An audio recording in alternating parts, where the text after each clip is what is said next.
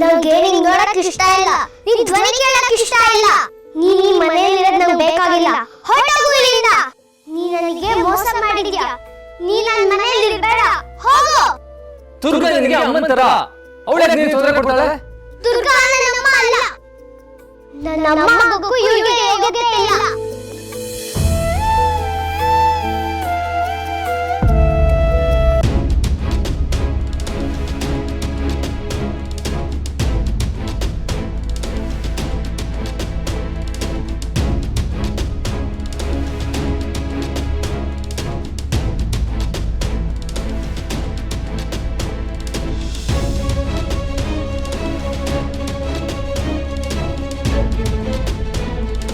ಅಲ್ಲಮ್ಮ ಮಹಾತಾಯಿ, ಒಲೆ ಮೇಲೆ ಏನೋ ಇಟ್ಬಿಟ್ಟು ಗಾಢವಾಗಿ ಯೋಚನೆ ಮಾಡ್ತಾ ಇದೀಯಾ? ಕ್ಷಮಿಸಿ ಮೇಡಮ್, ಏನೋ ಯೋಚನೆ ಮಾಡ್ತಿದ್ದೆ, ಮರ್ತೋಯ್ತು. ಹೂನಮ್ಮ, ಅದೇ ಏನೋ ಯೋಚನೆ ಮಾಡ್ತಿದ್ಯಲ್ಲ, ಏನದು? ಅಲ್ವೇ, ಮನೇಲಿ ಇಷ್ಟು ರಂಪ ರಾಮಾಯಣ ಆಗ್ತಾ ಇದ್ರು ನನಗೇನು ಸಂಬಂಧನೇ ಇಲ್ಲ ಅಂತ ಇರ್ತೀಯಲ್ಲ. ನಿನ್ನ ಜಿಡ್ ಹಿಡಿದಿರೋ ಮನಸ್ಸಿಗೆ ಮೆಚ್ಚಲೇಬೇಕು ಕಣೆ.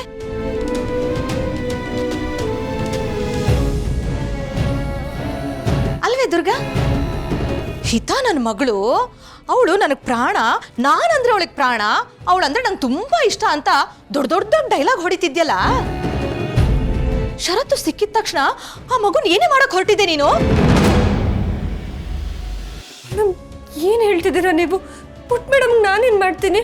ಅಯ್ಯೋ, ನೀನ್ ಏನು ಮಾಡಿಲ್ಲ ಅಂತಂದ್ರೆ ಅವಳು ನಿನ್ ಮುಖ ಯಾಕೆ ನೋಡ್ತಾ ಇಲ್ಲ? ನಿನ್ ಹೆಸರು ಕೇಳಿದ್ರೆ ಸಾಕು ಕೆಳಗಿಂದ ಮೇಲ್ಗಡೆವರು ಉರ್ಕೊಂಡ್ ಬೀಳ್ತಾಳೆ. ನೀನು ನೋಡಕ್ ಅಸಹ್ಯ ಪಡ್ತಿದ್ದಾಳೆ ಕಣೆ. ಅಲ್ವೇ, ಅಂತದ್ ಏನೇ ಮಾಡಿದೆ ಅವಳಿಗೆ? ಮೇಡಮ್ ದಯವಿಟ್ಟು ಹೀಗೆಲ್ಲ ಹೇಳ್ಬೇಡಿ.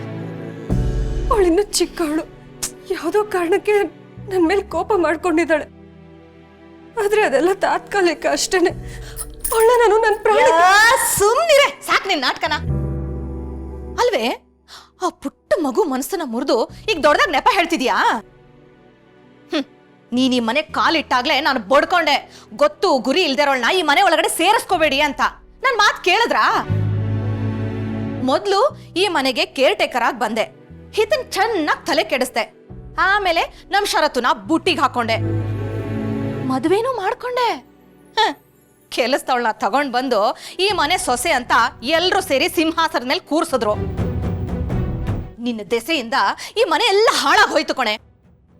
ನಾನು ಬಡ್ಕೊಂಡೆ, ನನ್ನ ಮಾತು ಕೇಳಿದ್ರಾ? ಇಲ್ಲ.